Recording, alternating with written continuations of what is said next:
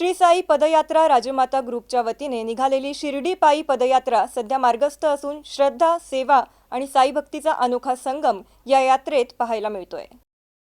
जालना जिल्ह्यातील भांबर्डा गावातून शिर्डीपर्यंत सुमारे 150 किलोमीटरचा पायी प्रवास करत श्री साई राजमाता ग्रुपची पायी पदयात्रा सुरू आहे। गेल्या 17 वर्षांपासून सातत्याने निघणाऱ्या या यात्रेत युवकांसह महिला आणि लहान मुलांचा देखील उत्स्फूर्त सहभाग असतो। या पायी यात्रेचे आयोजन अध्यक्ष कृष्णा शेडके आणि उपाध्यक्ष विजू शिंदे यांच्या वतीने करण्यात येते। साई भक्ती, एकात्मता आणि सामाजिक बांधिलकी जपत ही पदयात्रा दरवर्षी मोठ्या उत्साहात काढली जाते। या शिर्डी पदयात्रेचा मुक्काम शनिवारी छत्रपती संभाजीनगर येथील छावणी परिसरातील लक्ष्मी माता मंदिरात होता। यावेळी मंगेश वाधवानी, गणेश पुजारी, अनिल गिरी आणि त्यांच्या सहकार्यांच्या वतीने भाविकांसाठी भोजनाची व्यवस्था करण्यात आली होती।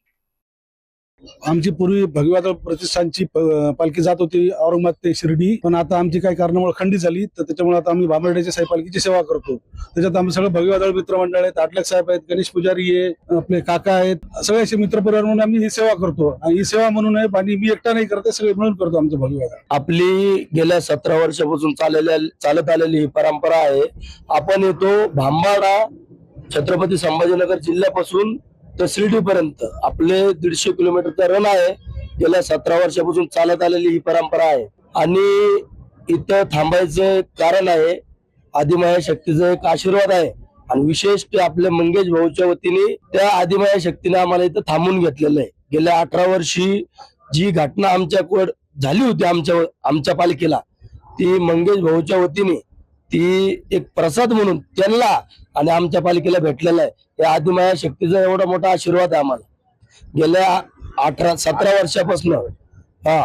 वर्षापासून चालत आपण शिर्डीपर्यंत जातो।